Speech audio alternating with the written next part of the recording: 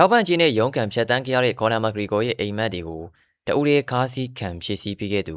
ဒီဒက်ဘလင်ပရိသတ်များလုံးပဲမင်္ဂလာပါများလက်ဝဲ Supreme ကတင်ဆက်နေပါတယ်ကော်နာမဂရီဂိုကိုကဘာက Notorious လို့လူသိများကြပါတယ်ရင်မချင်းဆိုင်ပြောရဲဆိုရတဲ့သူအကောင်းစားဝတ်စုံတွေဝတ်ဆင်တဲ့သူကိုပိုင်ကျက်လျင်တွေပိုင်ဆိုင်တဲ့သူဒါပေမဲ့အဲ့လိုခံစားထေဝါမှုတွေရဲ့နောက်ွယ်မှာဘယ်သူမှမမေ့နိုင်တဲ့အတိတ်ကပုံရိပ်တစ်ခုရှိခဲ့ပါတယ်။အဲဒါကတော့အိုင်ယာလန်ရဲ့လူမှုဝန်ထမ်းထောက်ပံ့ကြီးဒိုလီနဲ့ရက်တီနေရတဲ့ပိုက်ဆံမရှိတဲ့ကော်နာရဲ့ပုံရိပ်ဖြစ်ပါတယ်။ဒီလိုမောင်မိုက်တဲ့နေ့ရက်ဒီမှာကော်နာကိုတစ်စက္ကန့်လေးမှဆွတ်မခွာသွားတဲ့သူမရဲ့လှုပ်အားနဲ့ရှာဖွေကျွေးမွေးရင်းနဲ့ကော်နာရဲ့အိမ်မက်ကိုယုံကြည်ခဲ့တဲ့ချစ်ချင်းမြတ်တာရှင်ဒီဒက်ဘလင်ရှိခဲ့ပါတယ်။သူတို့နှစ်ဦးရဲ့ဇလန်းကအောင်မြင်မှုရဲ့နောက်ွယ်မှာခက်ခဲတဲ့နေ့ရက်တွေကိုအတူတူဖြတ်တန်းခဲ့တဲ့ချစ်ချင်းတရားရဲ့အလှပဆုံးသောတက်တည်ခံချက်ပါပဲ။ကော်နာမဂရီဂို UFC ရဲ့နာမည်ကြီးစင်မြင့်ပေါ်မတက်မီကသူဖြတ်တန်းခဲ့ရတဲ့ဘဝကရင်နာစရာကောင်းခဲ့ပါတယ်။အချိန်ကကော်နာကအားကစားကိုသာအာယုံစိုက်ချင်တာကြောင့်နေ့စဉ်လောက်ကိုမလုံနိုင်ခဲ့ပါဘူး။သူရဲ့တူရဲသောငွေကြေးချင်းမြစ်ကအစိုးရရဲ့လူမှုဝန်ထမ်းထောက်ပံ့ကြေးဒိုလီပါပဲ။အဲဒီထောက်ပံ့ကြေးကလေ့ကျင့်မှုစားတောက်ဖို့နဲ့ရှင်သန်မှုအတွက်လုံလောက်ယုံလေးဖြစ်ပါတယ်။ကော်နာတို့နှစ်ဦးကဒက်ဘလင်မျိုးရဲ့တင်းငယ်တဲ့အခန်းကျင်းလေးတစ်ခုမှာတူတူနေထိုင်ခဲ့ကြရတာဖြစ်ပါတယ်။ကော်နာကတနေ့လုံးလေ့ကျင့်စခန်းမှာသာချိန်ကုန်ပြီးတော့အိမ်ပြန်လာရင်ပြင်ပန်းနှွမ်းနဲ့နေတဲ့သူဖြစ်ပါတယ်။အခန်းတွင်ပရီဘောကတွေမရှိတာစားတောက်ဖို့ရုန်းကန်ရတာတွေကအဲ့ဒီရဲ့ပုံမှန်နေ့ရက်တွေပါပဲ။ကော်နာရဲ့အိမ်မက်ကိုသူ့ပတ်ဝန်းကျင်ကလူတော်တော်များများကမဖြစ်နိုင်တဲ့အိမ်မက်လို့သတ်မှတ်ခဲ့ကြမှာပါ။ဒါပေမဲ့လူတန်တရားတွေကြားထဲမှာဒီဒက်ဘလင်ရဲ့ခိုင်မာတဲ့ယုံကြည်မှုကသာကော်နာရဲ့ခွန်အားဖြစ်ခဲ့ပါတယ်။သူဘာမှမရှိသေးတဲ့အချိန်သူ့ကိုဘယ်သူမှအတိမတ်မပြုသေးတဲ့အချိန်ကလေးကသူမကကော်နာရဲ့ရည်မှန်းချက်ကိုတရားခိုင်နှုန်းယုံကြည်ခဲ့တာဖြစ်ပါတယ်။ဒီဒက်ဘလင်ရဲ့အခန်းကဏ္ဍကဒီဇလန်ရဲ့အလွမ်းရတအရှိဆုံးအပိုင်းဖြစ်ပါတယ်။သူမကတာမန်ချစ်သူတက်တက်မဟုတ်ပါဘူး။ကော်နာအိမ်မက်နေချိန်လေ့ကျင့်နေချိန်မှာဒီဒက်ဘလင်ကတနေ့လုံးအလုံးလုပ်ပြီးရှာဖွေကျွေးမွေးခဲ့သူပါ။ကော်နာရဲ့အာဟာရကော်နာရဲ့လိုအပ်ချက်ကော်နာရဲ့စိတ်ဓာတ်ခွန်အားလုံးကိုသူမတအူရဲ့ပခုံးထမ်းခဲ့ပါတယ်။ဒီဒက်ဘလင်ရဲ့လုံအားနဲ့ပိုက်ဆံတွေက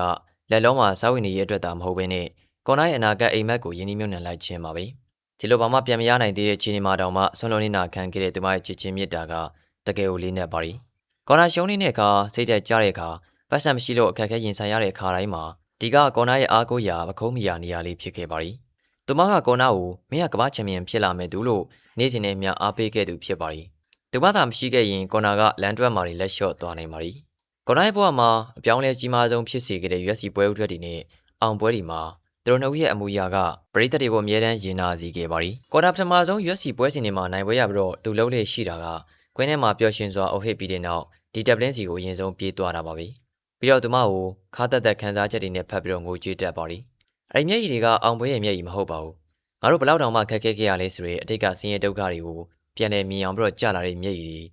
တွေမျက်ယုံကြည်မှုအတွက်ကျေးဇူးတင်ပါတယ်ဆိုတဲ့ဒီဒက်ဘလင်ပေါ်မှာထားတဲ့မေတ္တ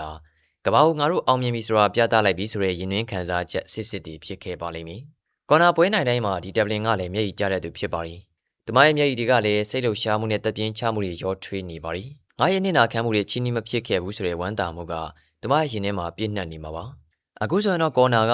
ကဘာချမ်းသာဆုံးကစားမတွေကတအုပ်ဖြစ်လာခဲ့ပါပြီ။သူတို့နှစ်ဦးကလည်းသားသမီးတွေပိုင်ဆိုင်ခဲ့ကြပြီးပျော်ရွှင်တဲ့မိသားစုဘဝကိုလည်းပိုင်ဆိုင်နေပြီဖြစ်ပါတယ်။ဒါပေမဲ့တိတ်ကိုပြန်ကြည့်ဆိုရှယ်မီဒီယာတွေမှာသူတို့နှစ်ဦးဘာမှမရှိသေးတဲ့အခန်းငယ်လေးတူတူလေးချင်းရေးစခန်းသွားခဲ့ကြတဲ့ပုံရိပ်ဟောင်းလေးတွေကိုပြန်မြင်ရတဲ့အခါ